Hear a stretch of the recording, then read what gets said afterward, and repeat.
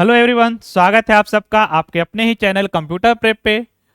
हम लोगों ने यूनिट 1 देख लिया था कंप्लीट, उसे पढ़ लिए थे। आपको होप कि आपने सारे वीडियो लेक्चर देखे होंगे और आपको पसंद आया होगा। आज जो हम लोग देखने वाले हैं यूनिट 3 देखने वाले हैं, और ये जो है working with the internet and emails. इसमें हम लोग जो भी चीज़ देखेंगे वो काफ़ी टेक्निकल इन नेचर है, और हमेशा एसएससी में कम से कम तो 4 या 5 क्वेश्चन पूछता ही पूछता है। तो ये एक तरह से इंपॉर्टेंट टॉपिक है आपके लिए, और इसको आप थोड़ा सा समय देंगे, बहुत ज़्यादा डीप में नहीं पढ़ना है आपको।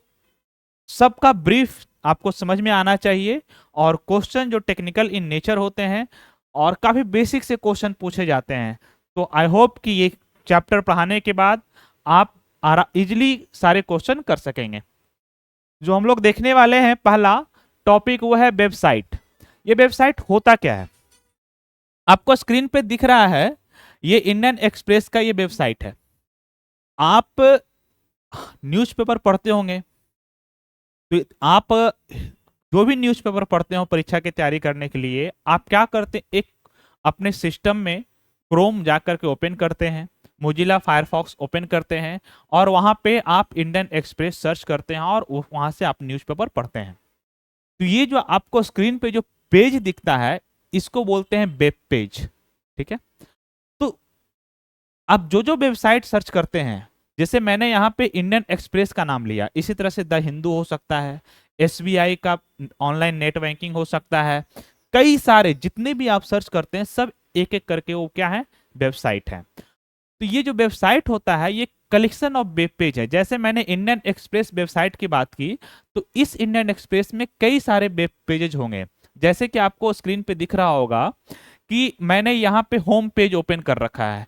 इसमें कई सारे टैब होंगे, स्पोर्ट्स होगा, एंटरटेनमेंट होगा, या फिर जो भी न्यूज है उस पर आप फर्दर क्लिक करेंगे तो और भी पेजेज खुलेंगे। तो ये सारे क्या है, पेजेज हैं, है ना। जैसे आपके पास एक बुक है, आपके पास नोटबुक है, आप उसमें कई सारे पेज होते हैं ना। मान लेते मैंने जो पढ़ाया तो पहला में आपने लिखा हुआ कि इस नोटबुक में कौन कौन से टॉपिक का नोट्स है। देन आप जैसे जैसे पेज आगे बढ़ते हैं वैसे वैसे आपको टॉपिक के अकॉर्डिंगली आपको नोट्स मिलते जाते हैं।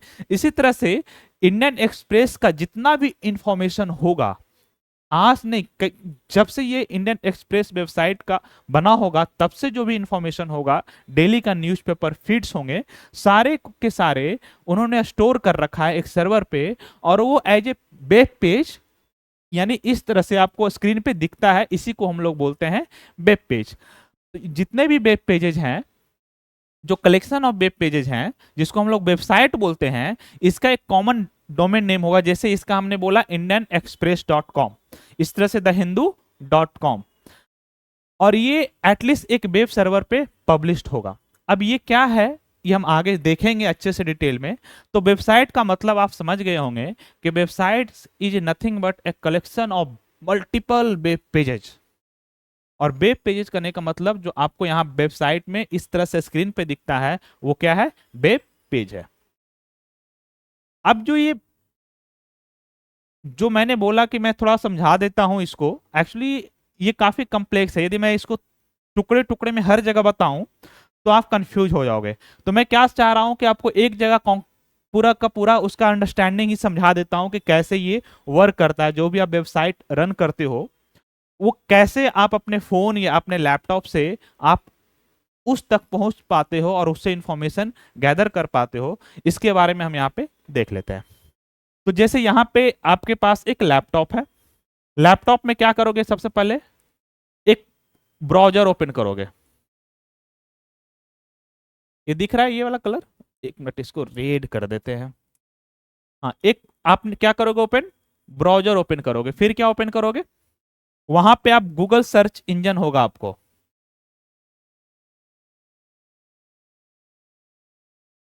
ये सर्च इंजन क्या होता है, सर्च इंजन क्या होता है, सर्च इंजन में आप कीवर्ड्स डाल देते हो, क्योंकि आपको पूरा पता नहीं है। जैसे आप जब एग्जैक्ट ओपन करते होगे तो इंडियन एक्सप्रेस डॉट कॉम ऐसे खुलता है, लेकिन आपको पता नहीं है, आपको बस न्यूज़पेपर पढ़ना है। तो आप उस गूगल सर्च इंजन के जो कॉलम है उसमें आप सिंपल डालोगे इंडियन एक्सप्रेस या न्यूज़पेपर्स, कोई भी कीवर्ड डाल दोगे उससे रिलेटेड आपको फीड्स आने लग जाते हैं। यहाँ पे जैसे मैंने यहाँ पे सिंपल डाल देते हैं, यहाँ पे एक न्यूज पेपर, यदि मैंने यहाँ पे न्यूज़पेपर डाला तो ये क्या कर रहा है, गूगल सर्च इंजन उसको सर्च कर रहा है। देखो कई सारे विकिपीडिया, britannica.com, इस तरह से करके कई सारे ये आपको यहाँ पे ये फीड देना शुरू कर देगा। ये दिख रहा है आपको, टुडे इंडियन एक्सप्रेस का हो गया, ये कई सारे इस तरह से। ये क्या है, एक तरह से ये आपको ये फीड दे रहा है बहुत सारा। ये भी एक तरह से वेबसाइट ही है, गूगल का वेबसाइट है, ठीक है। अब हमको स्पेसिफिक जो भी हमको न्यूज़पेपर देखना है हम उसके वेबसाइट पे जाएंगे। जैसे कि हमने बोला कि हमको इंडियन एक्सप्रेस देखना है जी, तो चलिए इंडियन एक्सप्रेस ओपन करते हैं। तो इंडियन एक्सप्रेस ये है, इसको मैंने क्लिक किया। तो क्लिक करने पे आप यहां देखेंगे कि क्या खुला, इसको हम फर्दर ये जो खुला ये देखेंगे यहाँ पे Indian express .com today's paper, इसके आगे www लगा रहेगा, है ना। तो ये आपको इस तरह से खुला, ये आपके पास स्क्रीन पे वेब पेज आया। इसमें कई सारे टैब हैं, होम, ई पेपर, सिटीज, एक्सप्लेन, ओपिनियन, इस तरह से कई सारे वेब पेजेज होंगे। ये तो आज का न्यूज़पेपर है, आप कल का न्यूज़पेपर जाइएगा वो अलग एक वेब पेज होगा। तो कई सारे यहाँ पे वेब पेजेज हैं।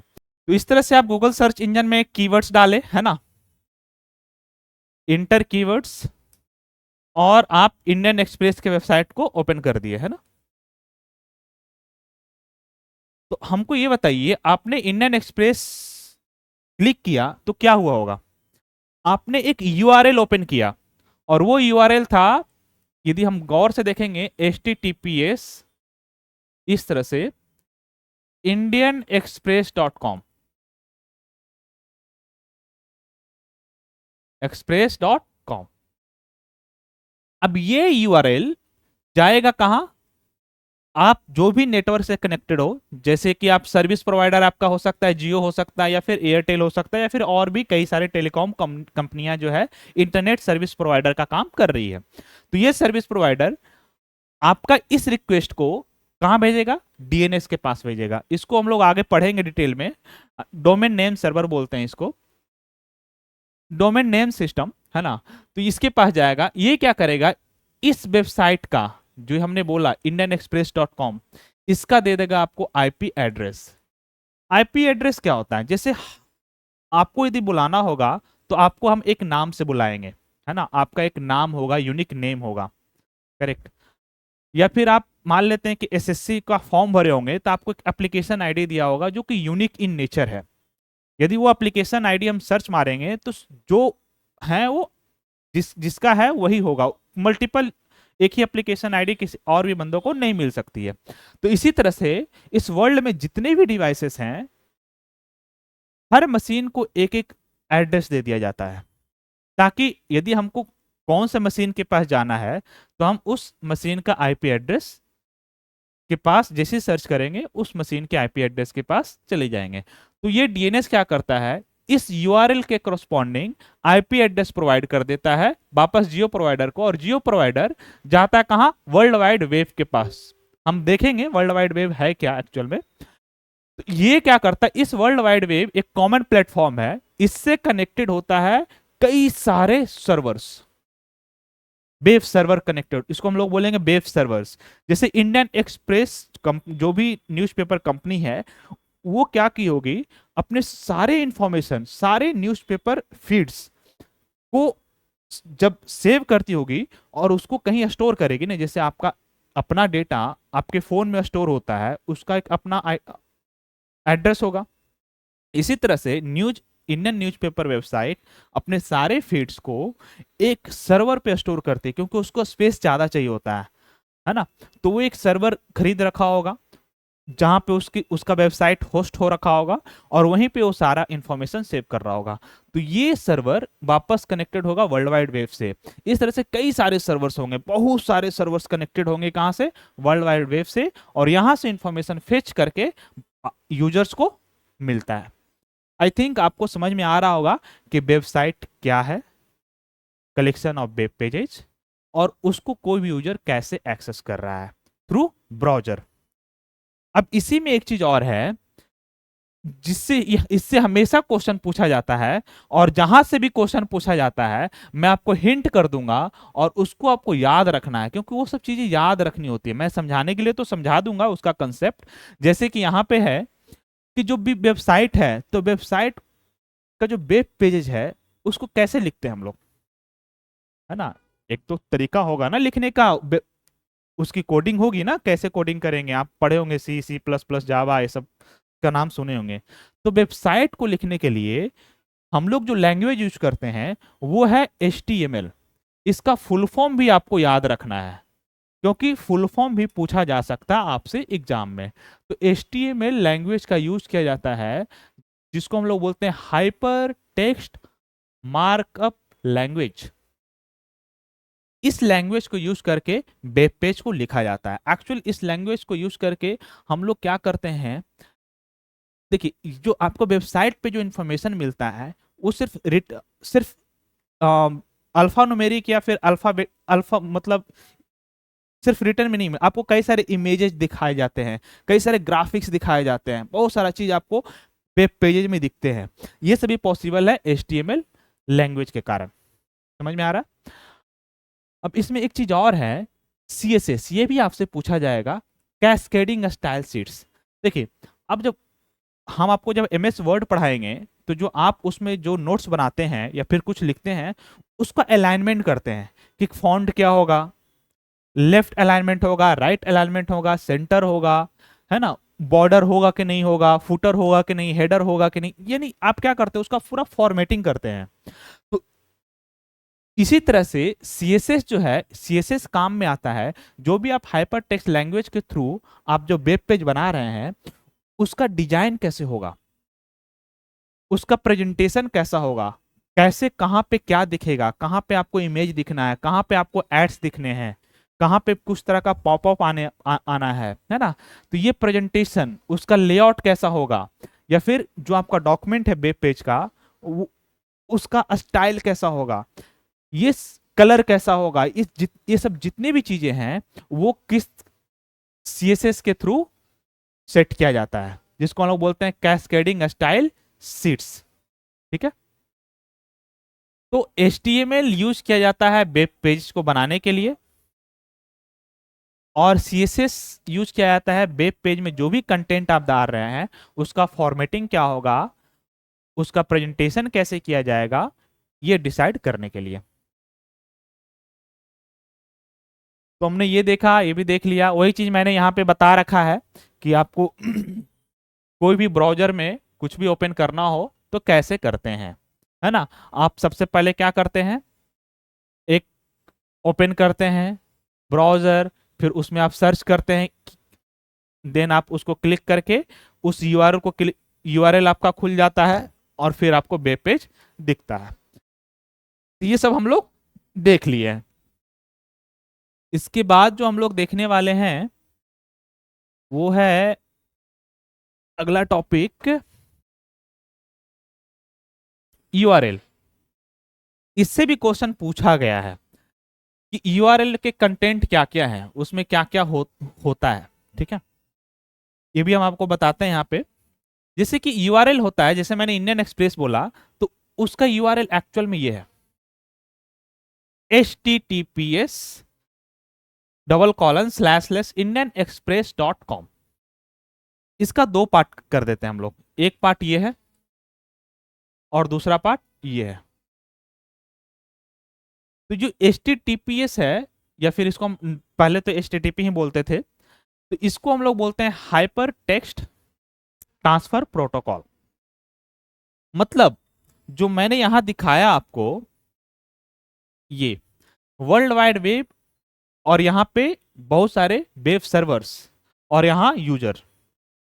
तो ये जो जितने भी वेब पेजेस का ट्रांसफर होगा एक जगह से दूसरी जगह, देखिए ये सब प्रोटोकॉल्स है किस लिए, हमने इसका ट्रांसफर प्रोटोकॉल बोला ना, ये प्रोटोकॉल होता है एक रूल डिफाइन करने के लिए। क्योंकि कई सारी कंपनीज है ना। अब कई सारी कंपनी अपना अपना प्रोडक्ट बना रही है और मार्केट कंपिटिटिव मार्केट है, डेली नया नया डेवलपमेंट हो रहा है। तो यदि सेट ऑफ गाइडलाइंस नहीं रहेगा, सेट ऑफ रूल्स नहीं रहेगा, तो पता चला ये इंडियन हम जो गूगल कंपनी ने जो चीज प्रोडक्ट बनाया है वो कंपेटेबल नहीं होगा जो कि सिस्को ने बनाया है, जो कि कंपेटेबल नहीं होगा जो F5, ये सब कंपनीज है कई सारे, तो ये सब कंपेटेबल नहीं होगा। तो आप पता चला कि आप गूगल का सामान खरीद रहे तो गूगल का ही रखिए। अभी होता है ना, जब आप एप्पल का प्रोडक्ट खरीदते हैं तो सब आपको ब्लूटूथ से लेकर के सब चीज एप्पल का ही खरीदना पड़ जाता है, कंपेटेबल नहीं है। लेकिन बाकी यदि आप एंड्रॉयड का खरीदते हैं तो ऐसा होता है क्या? नहीं। आप जिसका लेना है, वन प्लस का ब्लूटूथ लेना है या फिर मोटरोला का जो भी चीज लेना है, किसी चीज का ले सकते हैं और सब कंपेटेबल है एक दूसरे से। ये तभी पॉसिबल है जब जितने भी कंपनीज हैं वो सभी एक सेट ऑफ डिफाइंड रूल्स जो ऑलरेडी है उसको फॉलो करते हुए ही अपना प्रोडक्ट डिजाइन करेगी। तो यही चीज होता है यहाँ पे कि ट्रांसफर प्रोटोकॉल एक बना दिया गया कि कैसे वेब पेज ट्रांसफर होगा, आपको ये प्रोटोकॉल यूज करना है। और अब जितना भी अलग अलग कंपनीज होगी जो जो वेबसाइट बना रही होगी वो सब उसी ट्रांसफर प्रोटोकॉल को यूज करते हुए अपना वेबसाइट बनाएगी, ताकि सब एक दूसरे जो ट्रांसफर होगा, यहाँ एप्पल का लैपटॉप का है नहीं हो, मैकबुक हो या फिर एचपी का हो या जो भी हो, कोई भी ब्राउजर हो, सभी वो कंटेंट को ओपन कर सकता है। तो ट्रांसफर प्रोटोकॉल समझ में आ गया होगा। तो एचटीटीपी जो ट्रांसफर प्रोटोकॉल है ये यूज किया जाता है एक जगह से डेटा दूसरे जगह ट्रांसफर करने के लिए, ये प्रोटोकॉल यूज किया जाता है। तो ये यूआरएल का ही पार्ट होता है।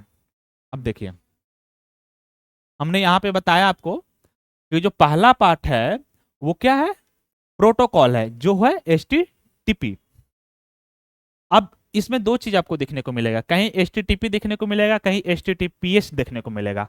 तो जो एस है ना वो एस से होता है सिक्योर, मतलब बाद में इसको क्या किया गया और सिक्योरिटी लाई गई, क्योंकि इसमें काफी सारे हैकिंग वगैरह का प्रॉब्लम आने लगा एचटीटीपी प्रोटोकॉल में, तो इसको और सिक्योर करने के लिए एचटीटीपीएस आया। अब ध्यान रखना यह है कि ट्रांसफर प्रोटोकॉल जो है इसको एक एक पोर्ट डिसाइड किया जाता है कि आप कौन सा पोर्ट ज्यादा समझने की जरूरत नहीं है, आप बस पोर्ट याद रखना है। क्वेश्चन में डायरेक्ट पूछ सकता है ये चीज कि एचटीटीपी का पोर्ट नंबर क्या है और एचटीटीपीएस का पोर्ट नंबर क्या है। तो आपको एचटीटीपी का पोर्ट नंबर 80 और एचटीटीपीएस का पोर्ट नंबर 443। दूसरा जो पार्ट है वो है डोमेन नेम। जो इंडियन एक्सप्रेस है ये क्या है, डोमेन नेम है। ठीक है, तो हम लोग डोमेन नेम के बारे में आगे पढ़ते हैं, इससे भी क्वेश्चन पूछा गया है प्रीवियस एग्जाम्स में। जो जो मैं बोल रहा हूं वो काफी इंपॉर्टेंट है और इस जिससे क्वेश्चन पूछा गया है और जितना जानना है मैं उतना ही आपको बताने की कोशिश कर रहा हूं। अब डोमेन नेम क्या हो सकता है, कल होके आपको अपना एक कंपनी बनाना है और आपको डोमेन नेम खरीदना है, तो आप डोमेन नेम क्या क्या रख सकते हैं, किस तरह से रख सकते हैं वो भी देखिए। जैसे मैंने एक आपको डोमेन नेम दिया indianexpress.com, इसी तरह से द हिंदू है, ऑनलाइन एसबीआई करके है, पीएनबी ऑनलाइन करके है। तो कोई भी अपना डोमेन नेम ले सकता है अपने कंपनी के अकॉर्डिंग। तो उसमें क्या क्या कैटेगरी है, जैसे आप पासवर्ड होता है ना कि पासवर्ड में अल्फा न्यूमेरिक होना चाहिए, upper case, lower case, special character सब होना चाहिए। इसी तरह से डोमेन नेम्स के टर्म्स एंड कंडीशन है कि डोमेन नेम में क्या क्या इंक्लूड होने चाहिए। तो देखिए ए टू जेड यानी अल्फा न्यूमेरिक हो सकता है ये, ठीक है। तो ए से लेकर के जेड तक, 0 से लेकर के 9 तक, और स्पेशल कैरेक्टर में ओनली हाइफन हो सकता है, ये ध्यान रखिएगा। स्पेशल कैरेक्टर में ओनली हाइफन हो सकता है और कुछ नहीं। लेंथ इसका कितना हो सकता है, मतलब कितना बड़ा आप डोमेन नेम रख सकते हैं, तो वो मात्र मिनिमम साइज उसका है 3 और मैक्सिमम है 63, एक्सक्लूडिंग जैसे ये सब होता है ना NICA या फिर .com, इसको हटा करके, जैसे इंडियन एक्सप्रेस .com को हटाइए, इंडियन एक्सप्रेस जो है उसको काउंट कीजिए। इसी तरह से आप जो भी चीज लिख रहे हैं जैसे SBI, तो SBI 3 का हो सकता है ना, तो 3 चलेगा। SBI.com हो सकता था, लेकिन उन्होंने फिर भी SBI ऑनलाइन ऐसा कुछ करके बनाया। केस सेंसिटिव नहीं है, मतलब कैपिटल और स्मॉल का कोई लफड़ा नहीं है। Space and special character allowed नहीं है। ये नहीं कि आप इंडियन एक्सप्रेस में इंडियन लिखें, है ना, और स्पेस दे करके एक्सप्रेस कर दिए .com, ऐसा नहीं चलेगा, नो स्पेस। और अंडरस्कोर वगैरह भी नहीं है, स्पेशल कैरेक्टर में ओनली हाइफन, और कोई स्पेशल कैरेक्टर नहीं। और जेनरिक नाम का मतलब होता है कि common name, completely common name. जैसे जैसे abc.com नहीं लिखना है, 123.com नहीं होगा, इस तरह के वेबसाइट का डोमेन नेम नहीं हो सकता। तो यहाँ पे मैंने एग्जांपल्स भी दिया हुआ है, जैसे कि abc.gov.in नहीं हो सकता, defense.gov.in हो सकता है, कॉलेज, ये हाइफन है ना कि अंडरस्कोर, हाइफन है, .gov.nic.in हो सकता है, कॉलेज @ नहीं हो सकता, IT, ये 2 ही लेटर है ना, कम से कम मिनिमम 3। तो ये सब कंडीशन है डोमेन नेम कन्वेंशन का। तो ये याद रखिए, ये लेक्चर बड़ा हो गया है बट ये काफी इंपॉर्टेंट लेक्चर है, ठीक है। चलिए धन्यवाद, आज का लेक्चर यहाँ पे खत्म करते हैं। इसके बाद हम लोग अगला लेक्चर शूट करते हैं और आपको